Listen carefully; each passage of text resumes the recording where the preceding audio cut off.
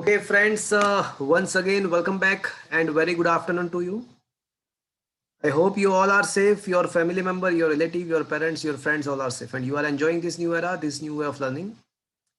Friends, we had completely completed chapter number 12 and today is the turn to discuss the 13th chapter. Friends, 12th chapter was all about the atoms.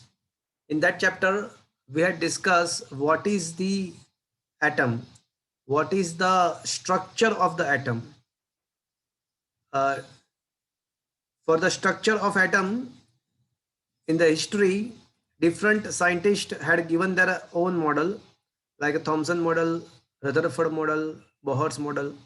Amongst all that model, Bohr's model was the most successful model, and on the basis of that, modern atomic model is designed. तो उसके द्वारा हमको ये पता है कि भाई atom के अंदर एक सेंट्रल रीजन होता है जिसके अंदर पूरा मास और पूरा पॉजिटिव चार्ज उसके अंदर होता है, और वो जो सेंट्रल रीजन जो है उसके आसपास इलेक्ट्रॉन अलग अलग ऑर्बिट्स में होते हैं, ये हमको पता है। वो जो सेंट्रल रीजन है उसको न्यूक्लियस बोलते हैं, वो भी हमको पता है। बट न्यूक्लियस के अंदर क्या है, हाँ पॉजिटिव चार्ज है वो पता है, but apart from that positive charge के अंदर क्या है वो नहीं पता है। न्यूक्लियस का डायमेंशन क्या है वो टेंटेटिवली पता है कि भाई 10⁻⁻14 के कुछ जितना ऑर्डर का होना चाहिए according to the Geiger Marsden and Rutherford experiment. But nucleus के बारे में और ज्यादा हमारे पास समझ नहीं है, नॉलेज नहीं है। तो फ्रेंड्स उसी के वजह से ये पूरा 13 चैप्टर जो है ना वो that is based on the nucleus. तो एटम हम पढ़ चुके हैं, अब उसके सेंटर में, एटम के सेंटर में हम घुसेंगे एंड एटम के भी सेंटर में घुसेंगे और न्यूक्लियस के बारे में हम यहाँ पे डिस्कस करने वाले हैं। तो फ्रेंड्स पहले जो 3-4 क्वेश्चन है वो हिस्टोरिकल है, देखते हैं क्वेश्चन क्या है। बट फ्रेंड्स क्या आपको ये पता चला कि इस चैप्टर में हमारा मेन फोकस क्या रहेगा? हम ये चैप्टर में न्यूक्लियस का स्ट्रक्चर क्या है, न्यूक्लियस के साथ कौन से प्रोसेस पॉसिबल है, न्यूक्लियर फिशन क्या है, न्यूक्लियर फ्यूजन क्या है, न्यूक्लियर चेन रिएक्शन क्या है, ये सारी चीज हम यहाँ पे, रेडियो एक्टिविटी क्या है वो हम इस चैप्टर में डिस्कस करने वाले हैं। तो the very first introductory question is give the general introduction of the nucleus.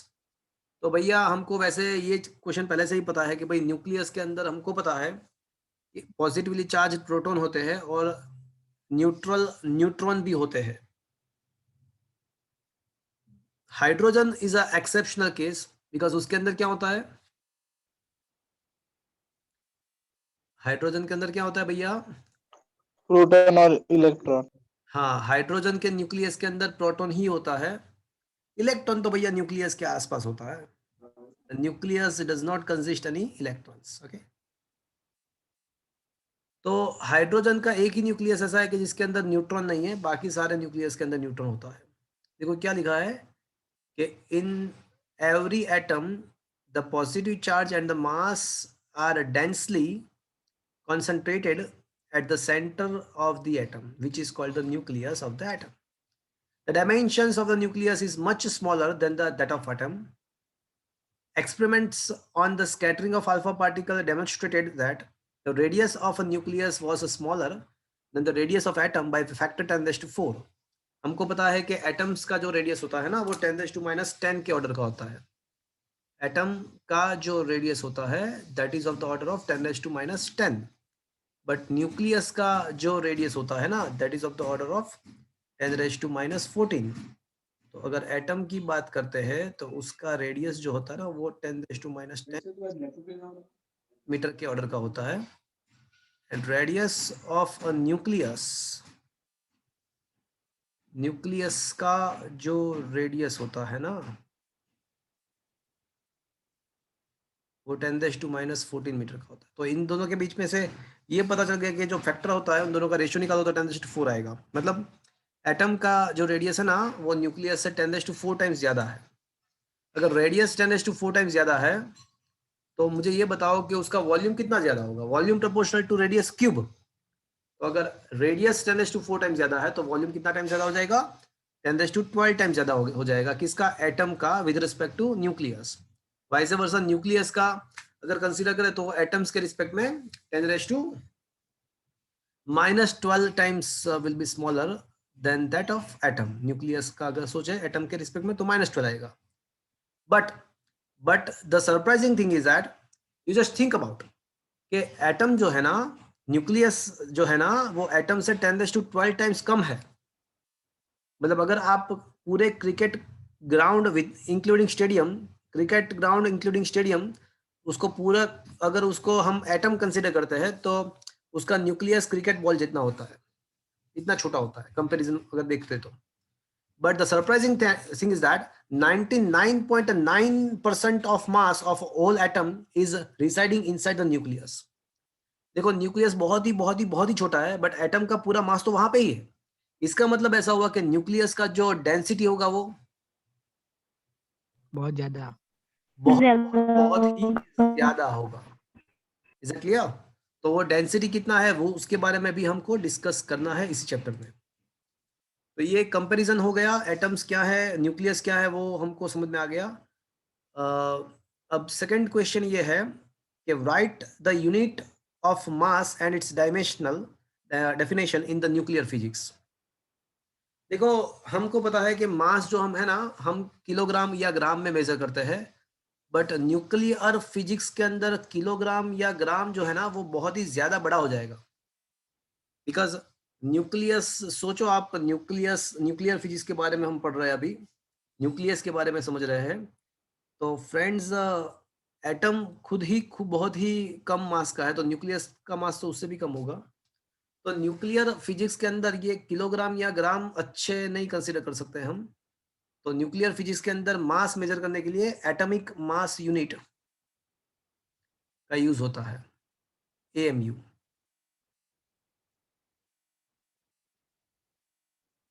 इसके पहले भी कभी कहीं ना कहीं पे इसका मेंशन किया हुआ है. And I think you aware about the definition of AMU. One atomic mass unit का डेफिनेशन ये है कि कार्बन 12 का जो मास है, इनएक्साइटेड मतलब एक भी इलेक्ट्रॉन को रिलीज नहीं किया हुआ है, पूरा कार्बन का एटम है.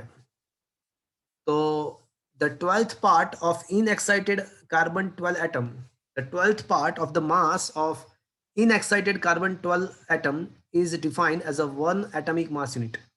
And when it is found to be a 1.66 something 10 raised to minus 27 kg. So in the nuclear physics, the unit of mass is a atomic mass unit. Sometimes it is also denoted by only U. And 1 U is found to be a how much kg? 1.66 10 raised to minus 27 kg. Is that clear? Is it okay, friends? Yes, sir. Okay. Friends, तो ये जो मास, one atomic mass unit है ना, अब ये proton and neutron के जो मास है ना वो भी 1.6766 के आसपास ही है. तो मतलब क्या हुआ? मतलब ये हुआ कि प्रोटॉन एंड न्यूट्रॉन के जो मास है ना वो ऑलमोस्ट 1 यूनिट के आसपास ही होगा. इसका मतलब दूसरा ऐसा भी है. Is that clear?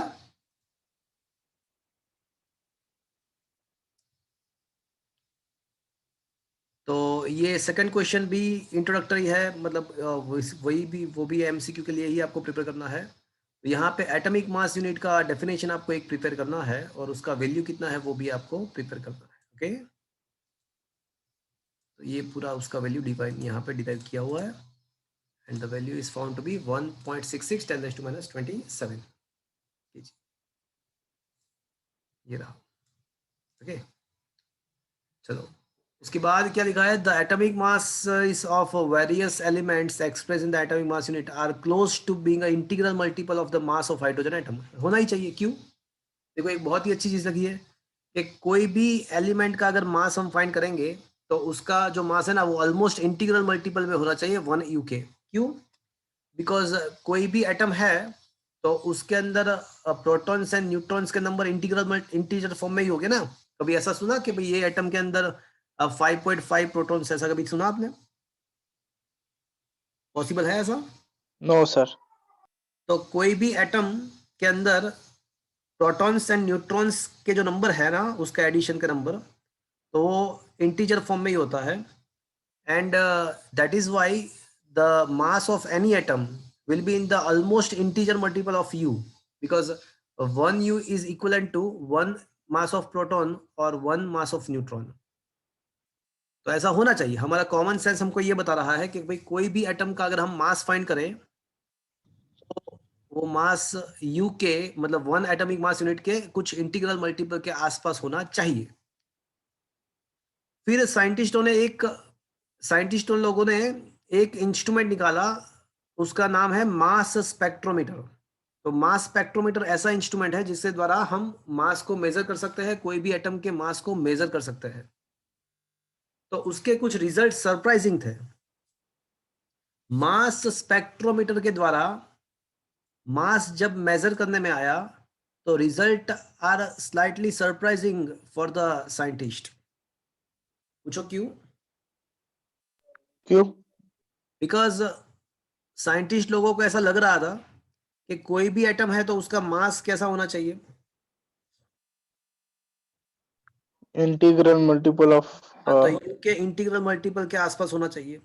Because 1u is equivalent to is almost equivalent to mass of proton and mass of neutron. And कोई भी एटम के अंदर इलेक्ट्रॉन का मास तो बहुत ही निग्लिजिबल होता है. इलेक्ट्रॉन का मास तो हम निगलेक्ट कर सकते हैं, बहुत ही कम होता है. तो इसके लिए कोई भी एटम का जो मास है ना, वो प्रोटॉन प्लस न्यूट्रॉन के मास का एडिशन, मतलब उसका नंबर इंटीग्रल होता है प्रोटॉन प्लस न्यूट्रॉन का नंबर, तो उसका मास भी इसका यू के इंटीग्रल मल्टीपल में होना चाहिए, ऐसा लग रहा था उन लोगों को. But when they actually found the mass of chlorine by the help of the mass spectrometer. तो मास स्पेक्ट्रोमीटर में कैसा होता है कि भाई सपोज के क्लोरीन का मास फाइंड करना है, तो वो लोग क्या करते हैं, मास स्पेक्ट्रोमीटर में ऐसा होता है कि जिसका मास फाइंड करना है तो वो स्पेक्ट्रोमीटर के अंदर उसका स्पेसिमेन डालना होता है. मतलब क्लोरीन का एक स्पेसिमेन ले लो, प्योर क्लोरीन का, तो उसका मास आपको स्पेक्ट्रोमीटर के द्वारा, मास स्पेक्ट्रोग्राफ के द्वारा मिल जाएगा. The result is surprising.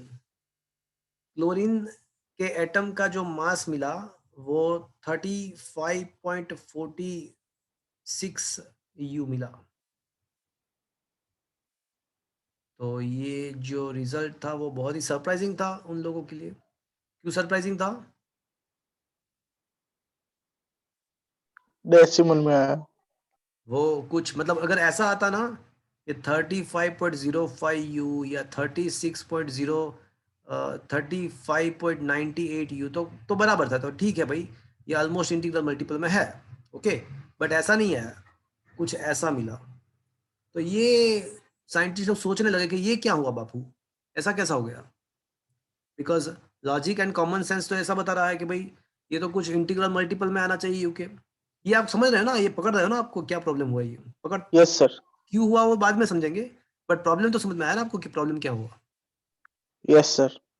तो साइंटिस्ट लोग सोचने लगे कि अला साला ये कैसे हुआ, ऐसा तो होना नहीं चाहिए. बिकॉज क्लोरीन का अगर कोई भी एटम है तो उसके अंदर प्रोटॉन एंड न्यूट्रॉन के जो नंबर्स होते हैं वो इंटीग्रल मल्टीपल में होते हैं, तो उसका मास भी यू के इंटीग्रल मल्टीपल में होना चाहिए. बट कुछ अलग ही मिला. सोचते सोचते सोचते ऐसा पता चला कि कोई भी एटम्स जो है ना, उसका जो स्पेसिमेन है, भले ही वो एटम प्योर है, भले ही वो स्पेसिमेन प्योर है, बट वो स्पेसिमेन के अंदर जितने भी एटम्स है, बाय एग्जांपल क्लोरीन का स्पेसिमेन है, तो सारे एटम क्लोरीन के ही होंगे, सारे एटम क्लोरीन के ही होंगे, बट वो सिमिलर नहीं होंगे, उसमें कुछ डिफरेंस होगा. साइंटिस्ट लोगों को ये मास स्पेक्ट्रोमीटर के रिजल्ट के बाद ये पता चला कि क्लोरीन ही होगा, क्लोरीन का ही एटम होगा, बट पॉसिबल है कि वो अलग अलग टाइप के हो. उन लोगों ने वहां पे एक नया कंसेप्ट डाला, and the name of this concept is isotopes. तो अब जाके आइसोटॉप्स हो सकते हैं, ऐसा सबको पता चला कि भाई कोई एटम का टाइप तो वही होगा, बट उसका भी अलग अलग वेट होता है. जैसे क्लोरीन एटॉमिक नंबर तो 17 ही है, बट क्लोरीन के अंदर atomic number, that is proton number plus neutron number, उसका जो एडिशन है वो अलग अलग हो सकता है. जिसका एटॉमिक नंबर सेम होता है बट जिसका एटॉमिक मास नंबर अलग अलग होता है, उसको एक दूसरे के आइसोटॉप्स बोलते हैं. एंड नेचुरली ये होता है कि भाई कोई भी स्पेसिमेन है तो उसके अंदर कुछ कुछ अमाउंट में आइसोटॉप्स वहां पे होते हैं। ये नेचुरल चीज है। तो उन लोगों ने थोड़ा ज्यादा रिसर्च किया तो पता चला कि क्लोरीन का जो स्पेसिमेन नेचुरली जो मिलता था उसके अंदर क्लोरीन 35 भी होता है एंड क्लोरीन 37 भी होता है।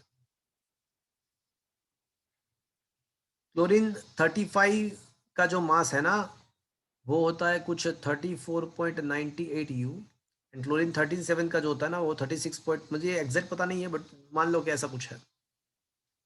और इसका जो अमाउंट होता है वो इसका जो अमाउंट होता है ना वो मुझे एग्जैक्ट पता नहीं है बट वो शायद इसका कुछ 25.4% 6% होता है इसका। हाँ सर, कुछ 75-25 के प्रोपोर्शन में होते हैं। हाँ ये 25% होता है और ये 75% होता है।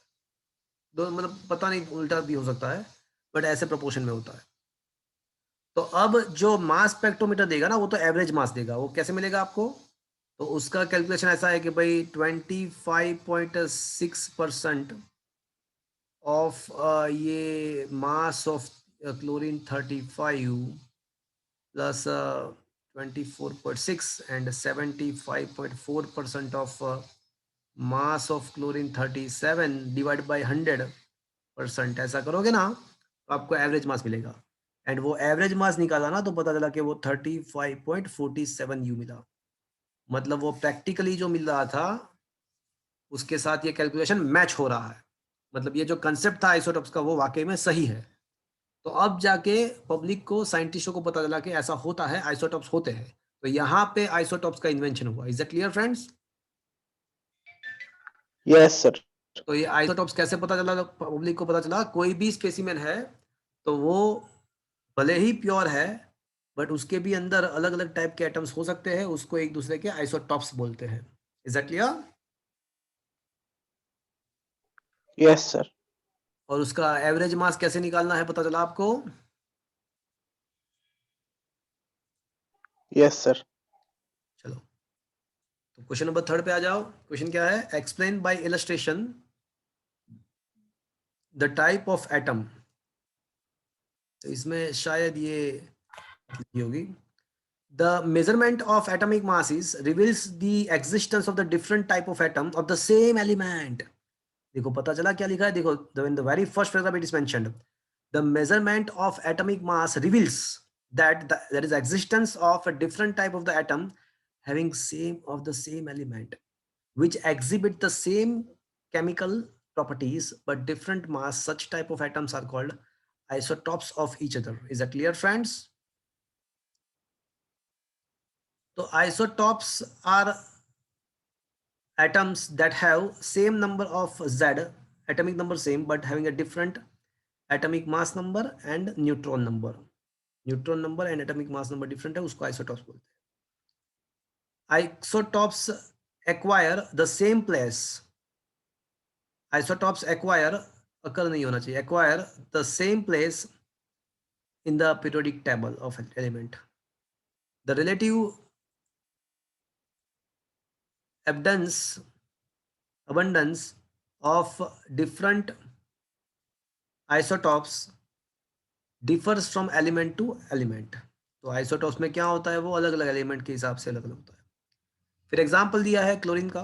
तो मैंने बताया आपको कि क्लोरीन 35 जो होता है ना उसका प्रोपोर्शन 75% होता है एंड क्लोरीन 37 जो होता है ना उसका प्रोपोर्शन 25% होता है। तो उसका एवरेज मास आपको इस हिसाब से मिल सकता है। फिर हाइड्रोजन के बारे में बताया है, हाइड्रोजन ड्यूटेरियम ट्रिशियम के एग्जाम्पल दिया है। तो उसके प्रोपोर्शन भी लिखे हुए होते हैं, तो उसके द्वारा हाइड्रोजन का भी आपको मास मिल सकता है। तो फ्रेंड्स हाइड्रोजन ड्यूटेरियम एंड ट्रिशियम के लिए जो मास प्रोपोर्शन है ना वो 1:2:3 है। तो obviously it will be that because 1H1 1H2 and 1H3। तो इसके मास का अगर रेशियो निकालोगे तो 1:2:3 होगा ऑब्वियसली। That clear? चलो क्वेश्चन नंबर मतलब ये थर्ड क्वेश्चन में खाली आपको इतना ही समझना था कि आइसोटॉप्स क्या है, खाली इतना ही समझना था। और मास स्पेक्ट्रोमीटर जो देता है वो कौन सा मास देता है, उसका एवरेज। एवरेज निकाल के देता है। आपको इतना ही समझना था। Is that clear friends from the third question? चलो यस सर। फोर्थ क्वेश्चन पे आ जाओ। अभी एक भी क्वेश्चन ऐसा नहीं आया कि जो आपको लर्न बाय हार्ट करना है, ये सारे अभी हिस्ट्री चल रहा है। चलो fourth question, how is an atom expressed, why? तो फ्रेंड्स कोई भी एटम, अभी हमको ये पता चल गया कि भाई कोई भी एटम के न्यूक्लियस के अंदर प्रोटॉन्स न्यूट्रॉन्स होते हैं। तो कोई भी एटम को रिप्रेजेंट करने के लिए हम उसके सिंबल के बाजू में एटॉमिक नंबर लिखेंगे, एटॉमिक मास नंबर लिखेंगे, या फिर इसको ऐसे भी रिप्रेजेंट कर सकते हैं। तो Z जो है ना वो that is obviously number of protons. Capital A जो है ना that is addition of the proton plus neutron, उसको एटॉमिक मास नंबर बोलते हैं। तो ऑब्वियसली अगर आप एटॉमिक मास नंबर में से अगर प्रोटॉन के नंबर सब्ट्रैक्ट कर दोगे तो आपको क्या मिलेगा? ऑब्वियसली क्या मिलेगा भैया? Number of neutrons. न्यूट्रॉन मिल जाएगा। ओके तो क्या लिखा है? The positive charge in the nucleus is that of the protons and protons carries 1 unit of the fundamental charge and it is stable. All the electrons of atoms are outside the nucleus and revolving around the circular orbit because of the Coulombian force.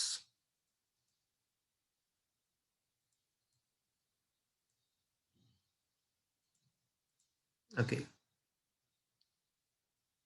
The number of electrons in the atom, that is number of proton inside the nucleus, is called the atomic number. The total charge of the electron is minus Ze. Inside the nucleus it is a plus Ze. Hence the total number of protons, the number of protons in the nucleus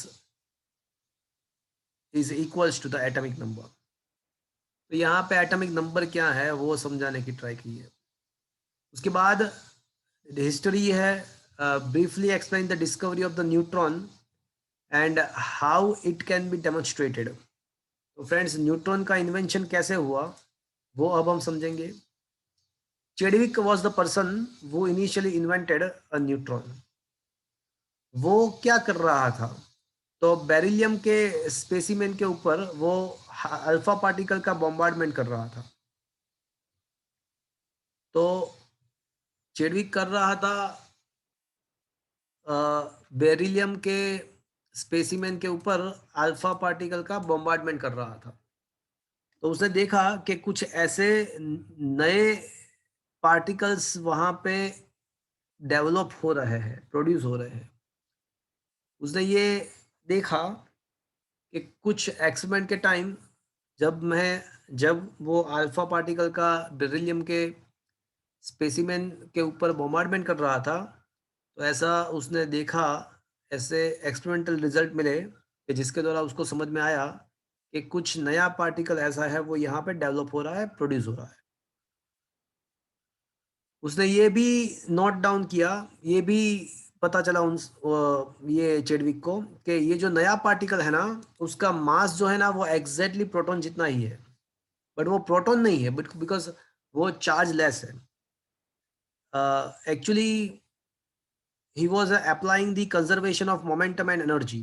तो जब उसने conservation of momentum and energy apply किया तब उसको पता चला कि ये जो नया पार्टिकल है ना उसका मास जो है ना वो प्रोटॉन जैसा ही है, मास प्रोटॉन जैसा ही है, बट वो प्रोटॉन नहीं है बिकॉज प्रोटॉन तो पॉजिटिवली चार्ज पार्टिकल है, बट ये जो पार्टिकल था वो न्यूट्रल था। तो ये पार्टिकल है न्यूट्रल, उसका जो मास है वो प्रोटॉन जितना है।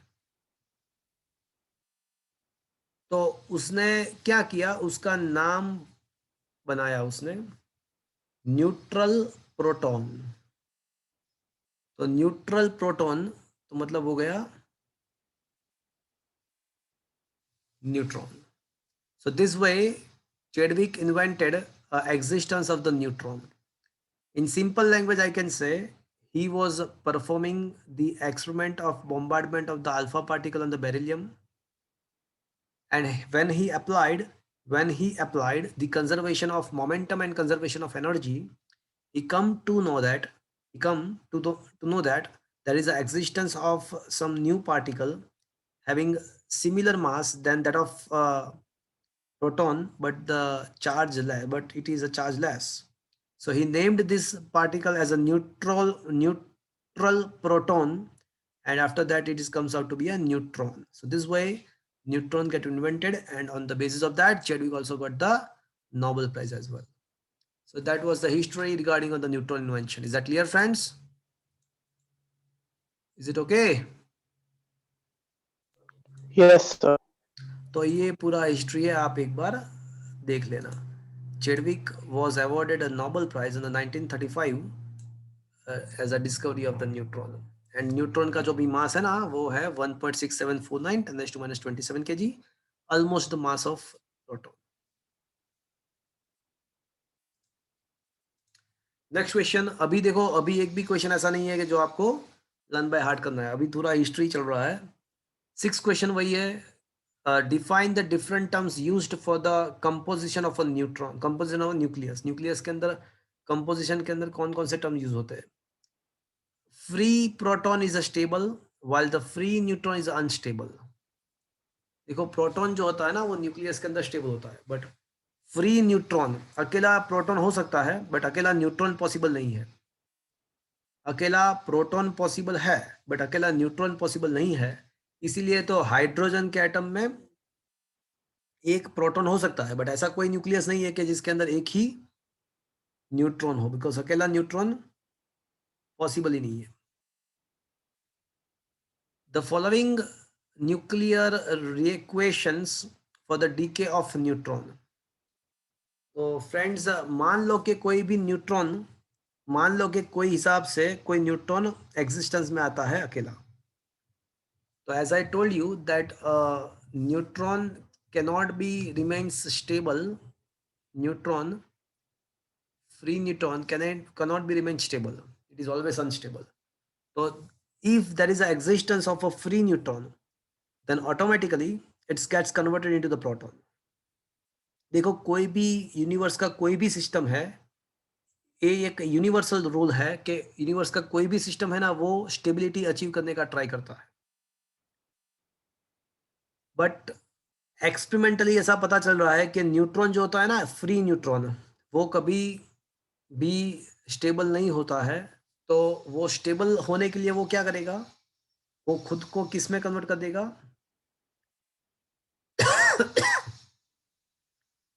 प्रोटॉन में कन्वर्ट कर देगा.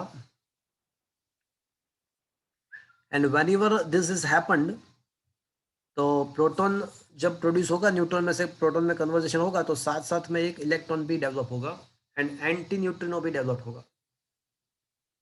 एंटी न्यूट्रिनो भी डेवलप होगा.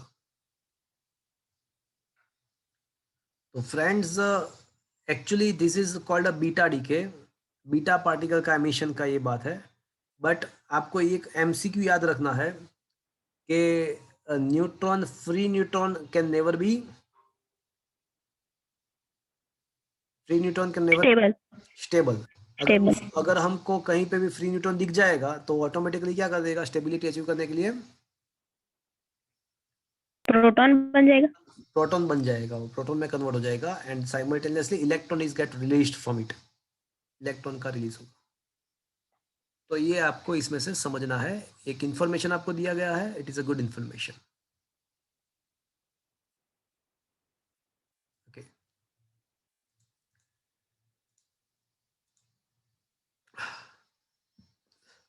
Hence the one neutron decays into proton, proton and an electron and antineutrino has a mean life of about 1000 second. मतलब मीन लाइफ के बारे में हम बाद में डिस्कस करेंगे. बट इसका मतलब ऐसा हुआ कि अगर हमारे पास बहुत सारे न्यूट्रॉन है तो वो कितने टाइम में प्रोटॉन में कन्वर्ट हो जाएंगे? ऑलमोस्ट 1000 सेकेंड के अंदर प्रोटॉन में कन्वर्ट हो जाएंगे. द कंपोजिशन ऑफ न्यूक्लियस, तो ये सब आपको पता ही है कि उसके जो डिफरेंट वर्ड है. तो न्यूक्लियॉन किसको बोलते हैं? तो प्रोटॉन एंड न्यूट्रॉन को कंबाइंडली न्यूक्लियॉन बोलते हैं. And nucleon number, it is atomic mass number, number of protons plus number of neutron. proton and neutron both residing inside the nucleus, and hence it is commonly named as a nucleon. Atomic number आपको पता है कि भाई number of protons inside the nucleus. Atomic mass number आपको पता है, proton plus neutron number. अगर atomic mass number में से हम एटॉमिक नंबर को सब्ट्रैक्ट कर देंगे तो हमको मिल जाएगा न्यूट्रॉन नंबर. तो ये सारे टर्म्स आपको पता ही है, इसको आप रीड करो तो चलेगा, इसको आप मुझे करवाने की जरूरत. इसके बाद जो दिया गया है वो भी आपको पता है. Explain isotopes, isobar, isotones and isomer. तो आइसोटॉप के बारे में तो हमने डिस्कशन कर लिया. क्या आइसोटॉप किसको बोलते हैं? कि जिसके एटॉमिक नंबर सेम है but atomic mass number and neutron number अलग अलग है, तो उसको एक दूसरे के आइसोटॉप्स बोलते हैं. आइसोबार किसको बोलते हैं? तो आइसोबार का मतलब ये हुआ कि जिसका एटॉमिक नंबर डिफरेंट है but atomic mass number same है. एटॉमिक नंबर डिफरेंट है but atomic mass number same है, तो उसको आइसोबार बोलते हैं. जैसे 5 बोरोन 12 एंड 6 कार्बन 12. तो इसमें देख सकते हो कि आप एटॉमिक नंबर अलग अलग है but atomic mass number same है, तो हम ऐसा कह सकते हैं ये तो दोनों जो न्यूक्लियस है, ये दोनों जो एटम है वो एक दूसरे के आइसोबार है. आइसोटॉन क्या होगा? तो जिसके एटॉमिक नंबर भी डिफरेंट है, एटॉमिक मास नंबर भी डिफरेंट है, बट उसका डिफरेंस मतलब न्यूट्रॉन नंबर सेम है. Atomic numbers different, atomic mass number different, but neutron के नंबर सेम है, तो उसको आइसोमर बोलते हैं.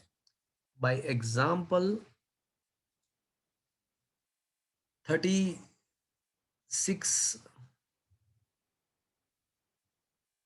Rubidium 86 and 37 krypton 87. देखो आप देख सकते हो कि दोनों के एटॉमिक नंबर डिफरेंट है, एटॉमिक मास नंबर भी डिफरेंट है, बट उसका डिफरेंस निकालोगे ना तो दोनों में सेम आएगा. डिफरेंस निकालोगे तो सेम आएगा, मतलब न्यूट्रॉन के नंबर सेम है.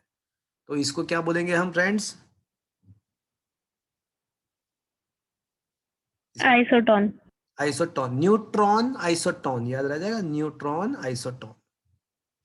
And last thing isomer.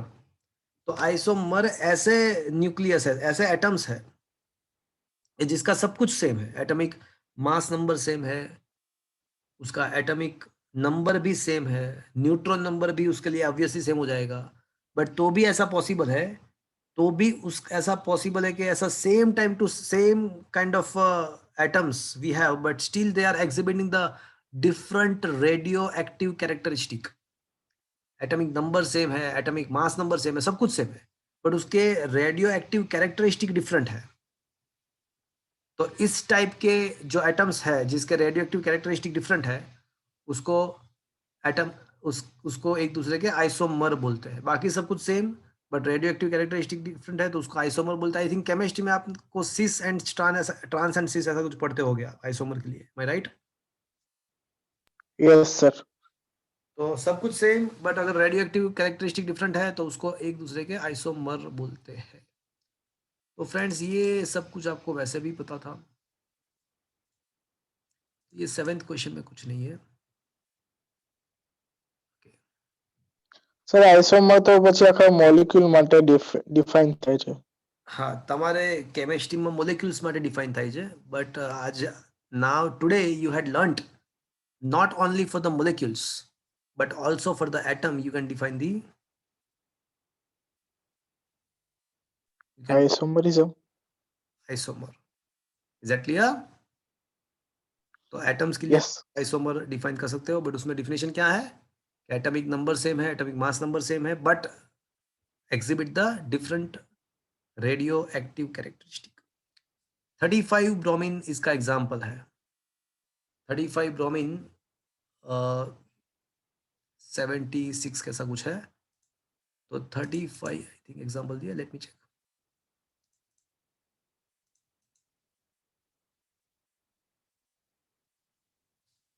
Yeah. So 35 bromine 80 is the example of isomer. Is that clear friends? तो वो 35 ब्रोमीन 80 ही होगा, दोनों सेम ही होंगे. 35 ब्रोमीन ही होगा, दोनों सेम ही होगा. एक 35 ब्रोमीन 80 और दूसरा भी 35 ब्रोमीन 80 है, बट दोनों के कलर अलग अलग है ना, देखा आपने? और they are the isomer, they exhibit a different radioactive characteristic. Is that clear? Yes, sir.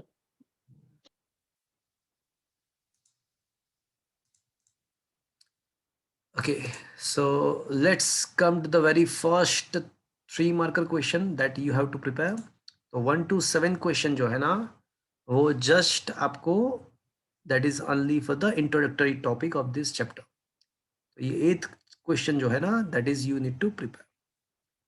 So 2 marks 3 marks, वैसे ये चैप्टर का जो वेटेज है ना वो 5 मार्क्स का है, और गुजरात बोर्ड एग्जाम पैटर्न, उसमें से 2 मार्क्स का आपको 2 मार्क्स का आपको क्वेश्चन आएगा थ्योरी क्वेश्चन, एंड 3 मार्क्स के एमसीक्यू आएंगे एज पर the board blueprint, but we will not stick to that blueprint, it may be in board exam it may be different, but you have to prepare this question, ये question आपको prepare करना है। Question ऐसा है कि discuss about the nuclear radius and also discuss about the nuclear density as well. यहाँ पे लिखना भूल गए हैं, ये जो टॉपिक है वो रेडियस एंड डेंसिटी दोनों है, तो discuss the radius of a nucleus and density of a nucleus. तो Rutherford suggested alpha particle bombardment on the gold foil, and Giger Marsden had to do the same thing. So from that, they come to conclude that the radius of a nucleus should be of the order of 10⁻⁻14 metre. तो Geiger Marsden ने जो experiment किया था उसके द्वारा उन लोगों ने क्या किया था कि न्यूक्लियस के जो हेड ऑन कोलिजन था जिस अल्फा पार्टिकल का, और जो 180 डिग्री पे वापस आ रहा था, जिसका एंगल ऑफ स्कैटरिंग 180 डिग्री था, तो वो है ना पूरे एटम के सेंटर से सबसे नजदीक गया होगा। तो ये जो डिस्टेंस मेजर किया, तो उन लोगों ने ऐसा सोचा कि भाई ये जो डिस्टेंस है वो ऑलमोस्ट क्या होना चाहिए, ऑलमोस्ट न्यूक्लियस का रेडियस जितना होना चाहिए। तो on the basis of that they come to know that the radius of a nucleus must be of the order of 10⁻⁻14 metre. But उसके बाद रदरफोर्ड ने क्या किया पता है, अल्फा पार्टिकल के बदले इलेक्ट्रॉन का कोलिजन किया। तो इलेक्ट्रॉन का कोलिजन इसलिए किया बिकॉज इलेक्ट्रॉन कौन सा कैसा चार्ज है, नेगेटिव चार्ज है, एंड न्यूक्लियस के अंदर क्या है, पॉजिटिव चार्ज। तो can I say electron can go maximum to the towards nucleus, वो न्यूक्लियस पे जाके उसको कोलाइड होके वापस आएगा, यस और नो? Yes. Yes. तो अब जो रेडियस का फॉर्मूला मिलेगा वो कैन आई से it will be more proper, yes और नो? Yes. तो रदरफोर्ड ने क्या किया कि इलेक्ट्रॉन लिया और इलेक्ट्रॉन के द्वारा एक्सपेरिमेंट किया, और बहुत सारे डिफरेंट एटम्स के ऊपर एक्सपेरिमेंट किया इलेक्ट्रॉन के द्वारा, और एक इक्वेशन निकाला। तो ऑब्वियसली हम जो ये जो इक्वेशन है ना हम उसको डायरेक्टली एक्सेप्ट करेंगे। रदरफोर्ड ने बहुत सारे एक्सपेरिमेंट के बाद ये निकाला है, R is equals to R0 a raised to 1/3, where R0 is a constant and its value is approximately 1.2 Fermi। Fermi मतलब फेम्टोमीटर, फेम्टोमीटर मतलब 10⁻⁻15 metre, and obviously A is a atomic mass number. तो अलग अलग न्यूक्लियस के atomic mass number जो है ना वो अलग अलग है, तो अलग अलग न्यूक्लियस के एटॉमिक मास नंबर अलग अलग है, तो अलग अलग न्यूक्लियस के रेडियस भी अलग अलग होंगे, एग्जैक्टली। और जो रेडियस फाइंड करने का ये जो है ना दैट इज द फॉर्मूला, तो ये हमको डायरेक्टली याद रखना है, एग्जैक्टली। Yes, sir. तो क्या है कि ये फॉर्मूला के द्वारा आप अलग अलग न्यूक्लियस के रेडियस फाइंड कर सकते हो, ये एक्सपेरिमेंटली रदरफोर्ड ने डिराइव किया है, हम उसको डायरेक्टली एक्सेप्ट करेंगे।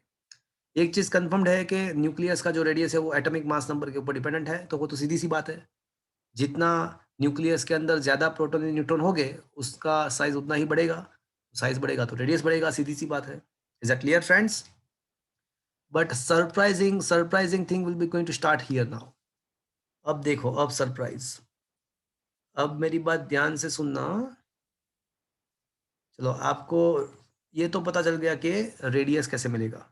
अब मुझे क्या करना है, मुझे डेंसिटी निकालना है। तो मुझे ये बताओ कि डेंसिटी कैसे मिलेगा। मास अपन वॉल्यूम। मास अपन वॉल्यूम, वेरी गुड। चलो, न्यूक्लियस के अंदर क्या है मुझे ये बताओ। Proton and neutron. मान लो कि प्रोटॉन एंड न्यूट्रॉन का जो मास है ना, वो ma है। दोनों का मास ऑलमोस्ट सिमिलर होता है। वो मान लो कि mass of nucleon, mass of one nucleon is ma. Proton and neutron combinedly known as a nucleon and assume that the mass of one nucleon is ma. चलो, मान लो कि ये न्यूक्लियस के अंदर प्रोटॉन एंड न्यूट्रॉन दोनों को मिला के 5 नंबर्स है, टोटल 5 है। तो ये इसका मास कितना होगा? 5 ma। 5 ma होगा। मान लो कि 10 है तो क्या होगा? 10 10 ma। mm. तो कॉमनली कहना इसे, commonly generalizedly it is A. उसके अंदर प्रोटॉन्स प्लस न्यूट्रॉन के नंबर को हम उसको ए बोलते हैं। Am I right friends? Yes sir. तो how much the mass of the nucleus now? ama। A में। चलो, ये पता चला आपको। Yes. तो डेंसिटी अगर फाइंड करना है तो मास ऑफ द न्यूक्लियस क्या हो जाएगा? ए इंटू एम हो जाएगा, where ma is the mass of one nucleon, that is almost 1.67 10 raised to minus 27 kg. Am I right? Yes or no? Yes sir. Volume is equals to 4 by 3 pi r cube, because nucleus can be considered to be a sphere, and sphere का जो volume होता है वो 4 by 3 pi r cube होता है। तो ये हो जाएगा आपका ama upon 4 by 3 pi r cube का क्या लिख सकते हैं हम? r0 cube into a लिख दो, चलेगा? यस। इसका क्यूब करना है आपको। Is that clear? Yes sir. तो ये पता चला कि दोनों साइड से ए तो निकल गया न्यूमरेटर डिनोमिनेटर पे से, तो एटॉमिक मास नंबर तो कैंसिल हो गया भैया। एटॉमिक मास नंबर कैंसिल हो गया, तो मतलब ये हुआ कि न्यूक्लियस का जो डेंसिटी है ना, वो एटॉमिक मास नंबर के ऊपर डिपेंडेंट नहीं है। मतलब चाहे कोई भी न्यूक्लियस हो, चाहे वो हैवियर हो या चाहे वो लाइटर हो, बट उसका जो डेंसिटी होता है ना, उसका जो डेंसिटी होता है ना, वो एटॉमिक मास के ऊपर डिपेंडेंट नहीं है। मतलब सारे न्यूक्लियस के अंदर, सारे, चाहे हैवियर है चाहे लाइटर है, जितने भी न्यूक्लियस है वो सारे न्यूक्लियस के डेंसिटी सिमिलर है। मतलब ये कैसा हुआ पता चला आपको? चाहे वाटर का एक ड्रॉप ले लो या वाटर का पूरा समंदर बड़ा पड़ा है, बट वाटर का डेंसिटी फिक्स ही होता है 10⁻³ metre kg per meter cube। Similarly चाहे heavier nuclear, hydrogen, helium, lithium कोई भी है, बट सबका डेंसिटी तो सेम ही रहेगा। रेडियस से डिफरेंट हो सकता है, बट डेंसिटी जो है ना वो सबका सेम ही रहेगा। And it is found to be a 2.7 into 10⁻17, 2.3 into 10⁻17 kg per meter cube। देखो, न्यूक्लियस का डेंसिटी चाहे कोई भी न्यूक्लियस, हाइड्रोजन का हो, हीलियम का हो, लिथियम का हो, किसी का भी हो, डेंसिटी सबका सेम रहेगा। સર હાઇડ્રોજનના ન્યુક્લિયસમાં ખાલી પ્રોટોન જ હોય છે અને તમે એવું કીધું કે ન્યુક્લિયસનો ડેન્સિટી સેમ જ હોય, તો એવું કહેવાય કે આ જે છે એ પ્રોટોનનો ડેન્સિટી છે? कह सकते हो, कह सकते हो। तो फ्रेंड्स, यहाँ पे ये पता चल रहा है कि अलग अलग न्यूक्लियस है, बट सबका डेंसिटी, भले ही उसका रेडियस डिफरेंट हो सकता है, बट उसका डेंसिटी सेम ही रहेगा। And that is found to be 2.3 10⁻17 kg per meter। इसका कैलकुलेशन आप कर सकते हो, ओके? घर पे कर लेना एक बार। Is it clear to you? Yes. Yes, sir.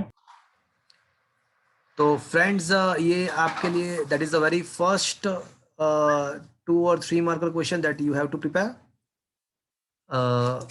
तो ये पहला क्वेश्चन था जो आपके एग्जाम के लिए आपको प्रिपेयर करना है। तो लिखा हुआ है इन द फर्स्ट पैराग्राफ, क्या लिखा है? Rutherford suggestion, Giger-Marsden experiment.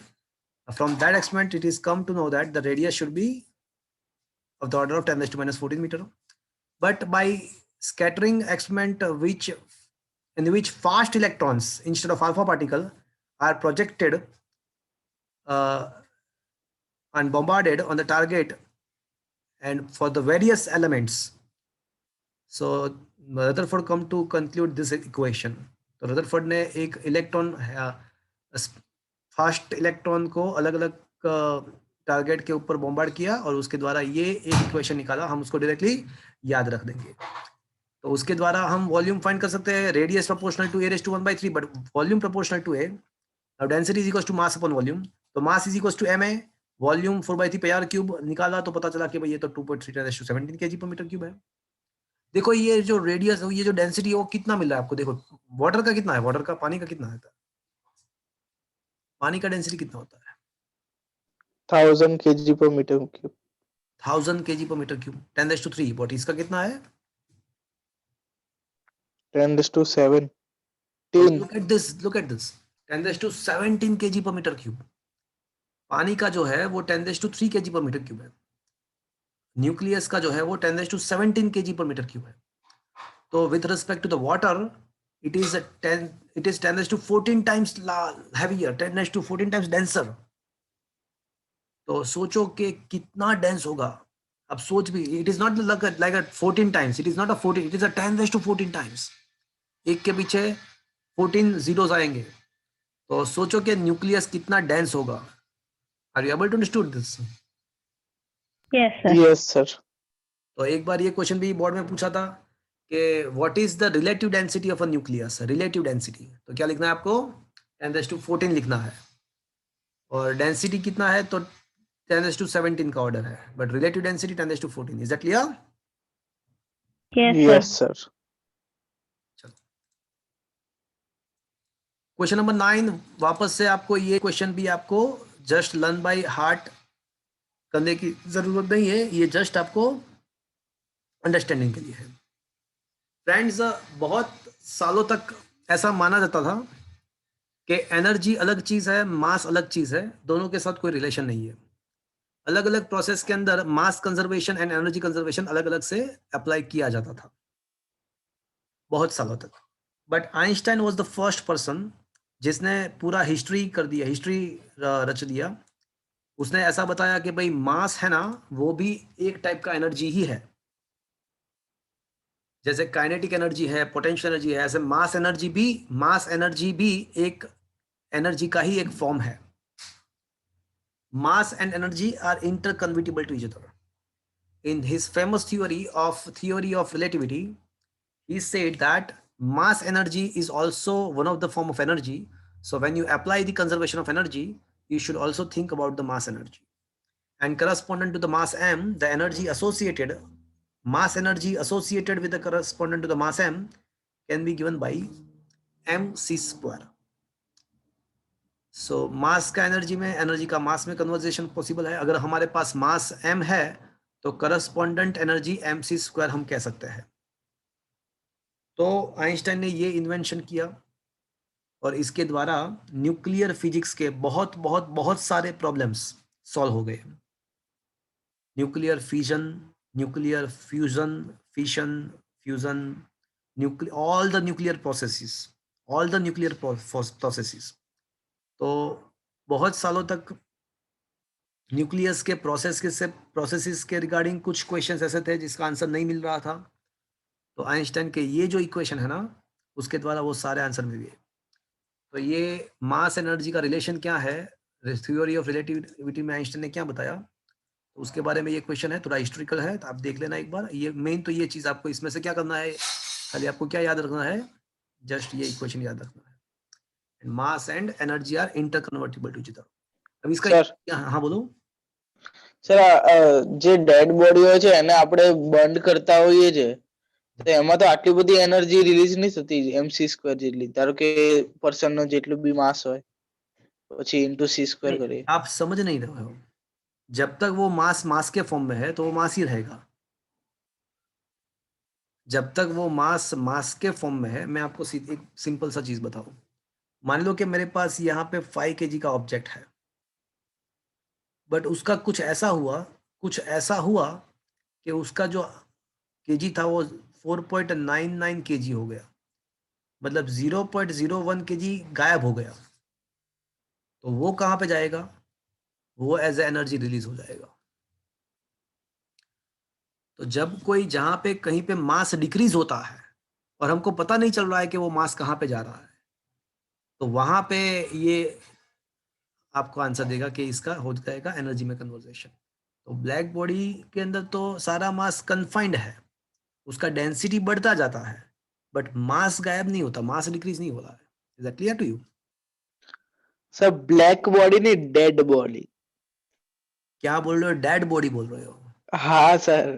तो वो डेड बॉडी का क्या करना है आपको?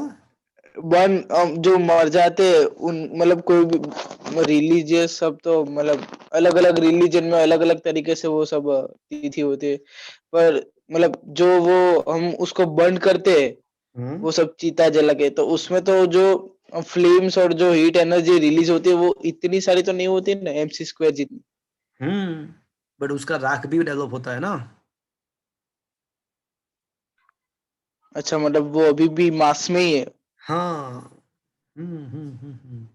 और जो गैस होता है, तो वो गैस भी जनरेट होता है ना, तो वो भी मास ही है। अच्छा ओके, मतलब वो एनर्जी में कन्वर्ट नहीं होता। हाँ, उसमें कहाँ देखो, नॉर्मली ये मास का जो कन्वर्जेशन होता है ना, वो मास में ही होता है। नॉर्मल रिएक्शन के अंदर कभी भी ये कंसेप्ट अप्लाई नहीं होगा, बट अभी मैं थोड़ी देर में आपको जो सिखाने वाला हूँ वहां पे ये कंसेप्ट अप्लाई होगा। जनरली अगर सोच लो, मान लो कि अगर हम 1 ग्राम का भी अगर एनर्जी में कन्वर्जेशन कर सकते हैं ना, तो हमको कितना एनर्जी मिलेगा? Just think about it. तो अगर हम कहीं से 1 ग्राम को भी अगर कन्वर्ट कर दे, तो भी क्या होगा सोचो।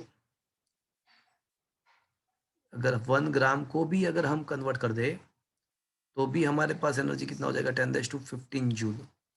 अब इतना जो एनर्जी है ना, तो पूरे इंडिया का प्रॉब्लम सोल्व हो जाएगा। तो फ्रेंड्स, ये नॉर्मली हम कुछ चीज़ जलाते हैं, तो उसमें गैस प्रोड्यूस होता है, वेपर प्रोड्यूस होता है, कुछ मतलब ये लास्ट में भी कुछ मास वहाँ पे बड़ा बचा पड़ा होता है। तो वहाँ पे तो मास का मास में ही कन्वर्जेशन होता है,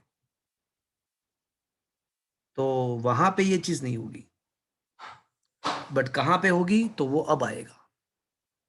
तो आपका क्वेश्चन का आंसर मिल गया आपको? Yes sir, yes sir. तो अब कहाँ पे होगा, तो वो चीज़ अभी स्टार्ट हुआ। तो now I am going to discuss the second 2 और 3 marker question, that is very important question. अभी ये जो 10th क्वेश्चन है, आज का last question, but that is the second question that you need to prepare as a 2 और 3 marks, and that is very very very important. That is the base of the whole chapter. अभी जो question मैं कराने जाने वाला हूँ वो पूरे चैप्टर का बेस है। तो क्वेश्चन ऐसा है कि discuss the binding energy of a nucleus, discuss the mass defect and binding energy per nucleon. तो ये जो टॉपिक है वो पूरे चैप्टर का बेस है। तो the name of the question is binding energy and binding energy per nucleon.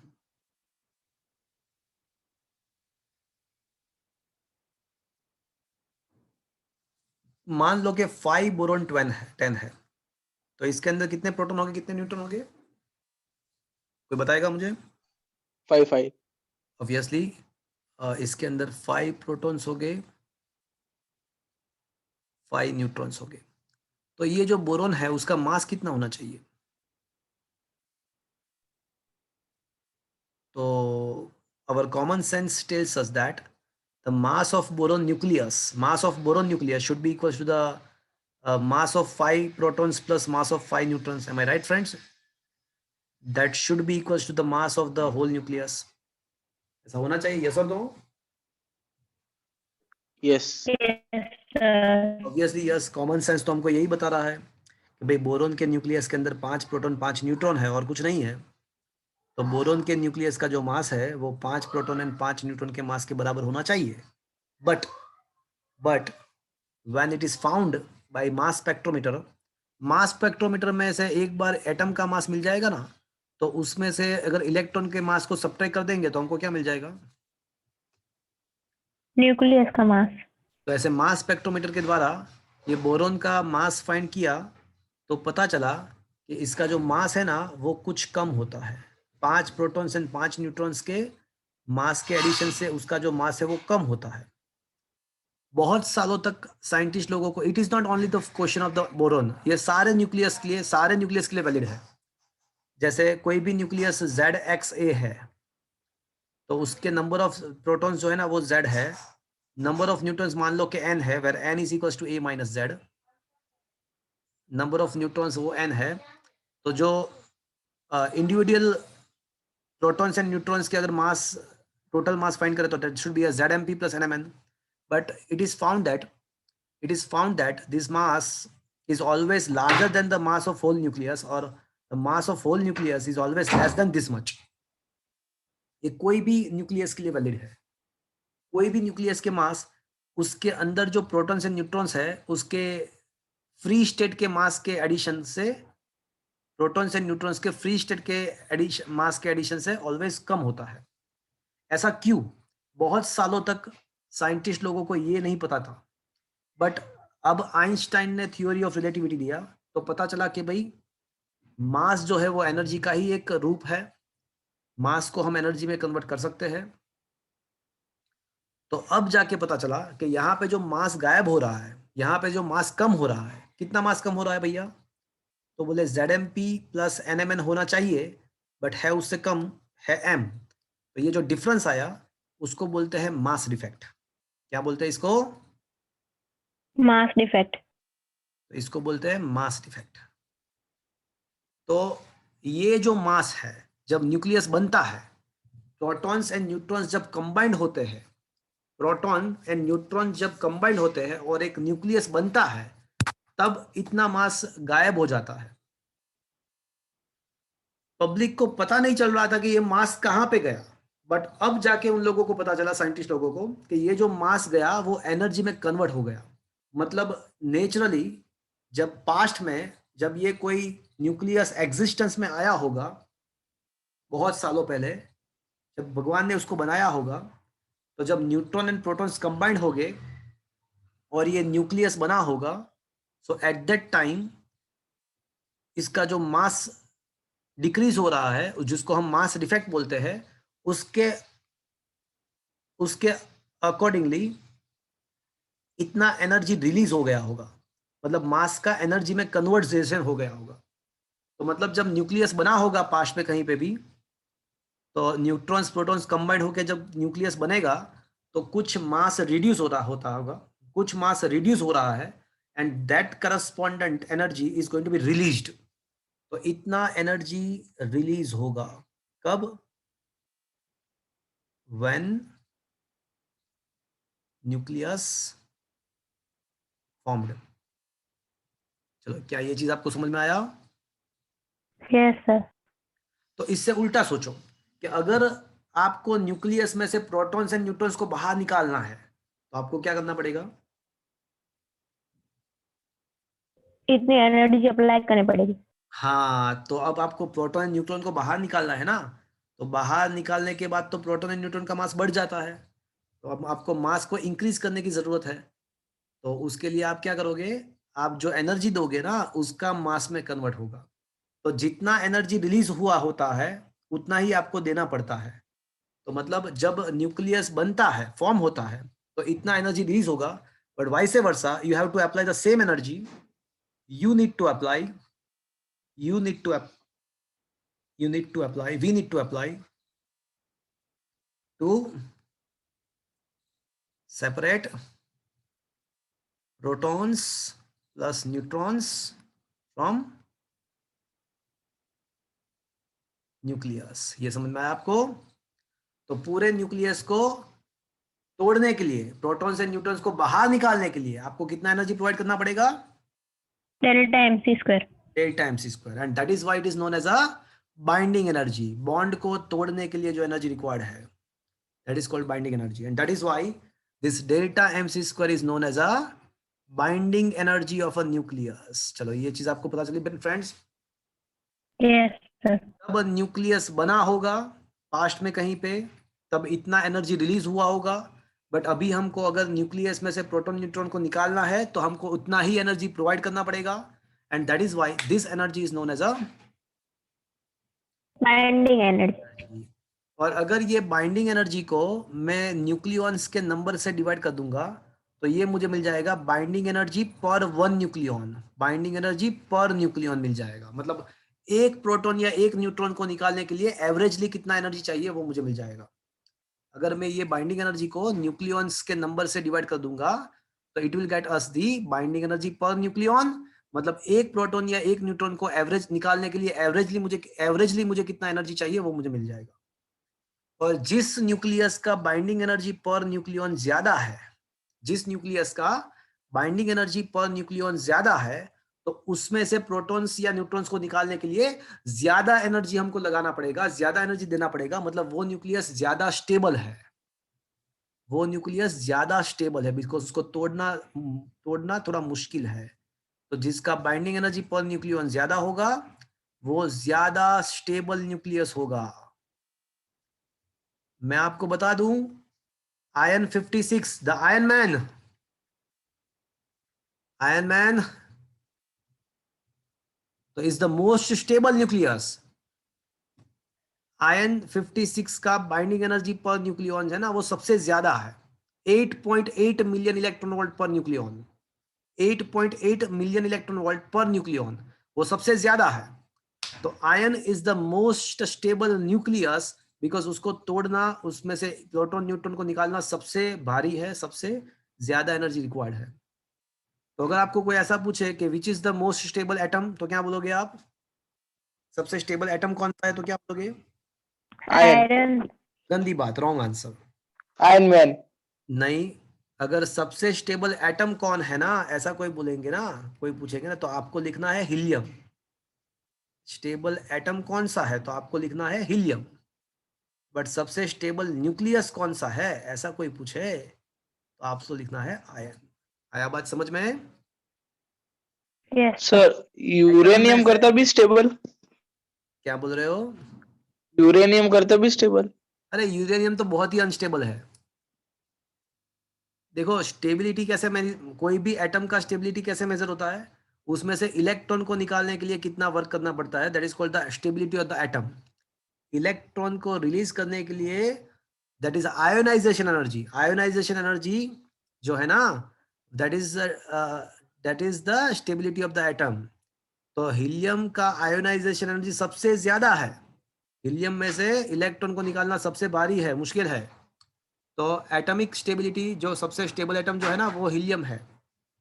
But सबसे स्टेबल न्यूक्लियस कौन है तो क्या बोलना चाहिए? न्यूक्लियस का स्टेबिलिटी मतलब क्या होता है? आयरन। हाँ, न्यूक्लियस का स्टेबिलिटी मतलब न्यूक्लियस के अंदर से प्रोटॉन या न्यूट्रॉन को निकालना, that is called the nucleus stability. तो iron is the most stable nucleus while helium is the most stable atom। मैं आपको सारे एटम्स के रिगार्डिंग आपको मैं बता रहा हूँ अभी। मैं एक पूरा चार्ट आपको दिखा रहा हूँ। तो देखो एक चार्ट मैं आपको दिखा रहा हूँ, शायद ये दिया है कि नहीं दिया है, 12th चैप्टर में एक शायद चार्ट है जिसके द्वारा डिफरेंट एटम्स के आयोनाइजेशन एनर्जी के बारे में आपको पता चलेगा शायद। I don't know whether it is given और नॉट, लेट मी चेक। जो आयोनाइजेशन एनर्जी वाला टॉपिक था ना वहाँ पे पुराने सिलेबस में तो चार्ट था,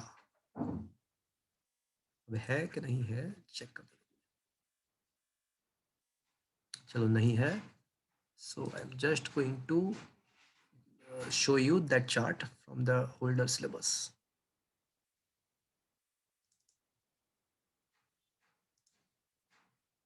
Okay,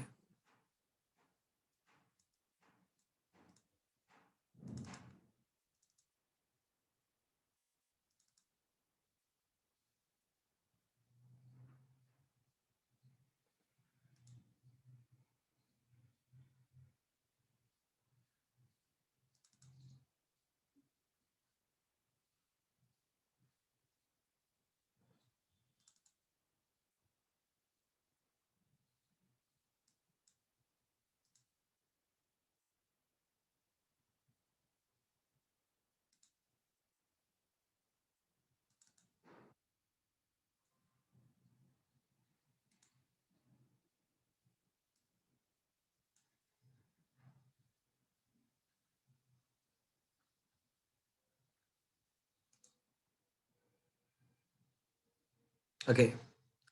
So are you able to see this graph? दिख रहा है आपको? Yes, sir. So this is the ionization energy.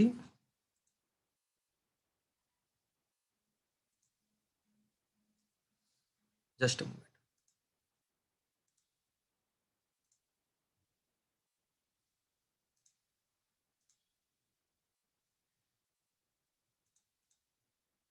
देखो, तो देखो सबसे पीक कहाँ पे मिल रहा है?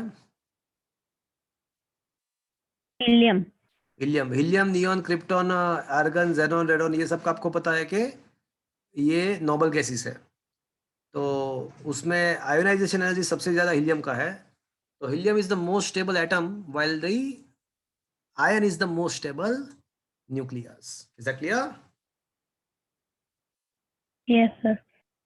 ओके, सो आज का डोंट गो फ्रेंड्स एनीवेयर, मुझे कुछ डिस्कस करना है आपके साथ। तो आज का ये जो सेशन है ना, मेरा आज का सेशन, तो आज मैंने 1 to 10 क्वेश्चन आपको सिखाए। उसमें से आपको 2 ही क्वेश्चन ऐसा है कि जिसको लर्न बाय हार्ट करना है, बाकी के क्वेश्चन आपको अंडरस्टैंडिंग के लिए है, बाकी के क्वेश्चन आपको कंसेप्चुअली समझना है, राइट? तो एक 8th क्वेश्चन था और एक 10th क्वेश्चन था, इसको आपको लर्न बाय हार्ट करना है।